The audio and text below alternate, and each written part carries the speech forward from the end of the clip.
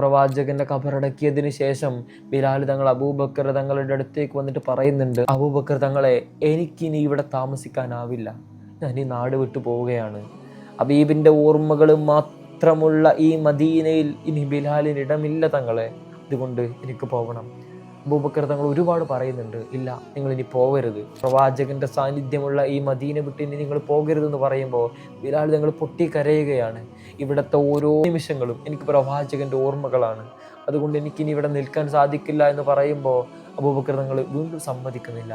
ആ സമയത്ത് ബിലാൽ തങ്ങൾ പറയുന്നുണ്ട്, ഉമയ്യത്തിന്റെ ചാട്ടവാറടി കൊണ്ട് മരുഭൂമിയിൽ വേദനിച്ച് കിടക്കുന്ന എന്നെ നിങ്ങൾ സ്വതന്ത്രനാക്കിയത് അത് നിങ്ങൾക്ക് വേണ്ടിയാണ് എന്നുണ്ടെങ്കിൽ ഞാൻ നിങ്ങൾ പറയുന്നത് കേട്ട് ഇവിടെ നിൽക്കും. നിങ്ങൾ അന്ന് അത് ചെയ്തത് അള്ളാഹുവിന് വേണ്ടിയാണ് എന്നുണ്ടെങ്കിൽ എന്നെ പോകാൻ അനുവദിക്കണം.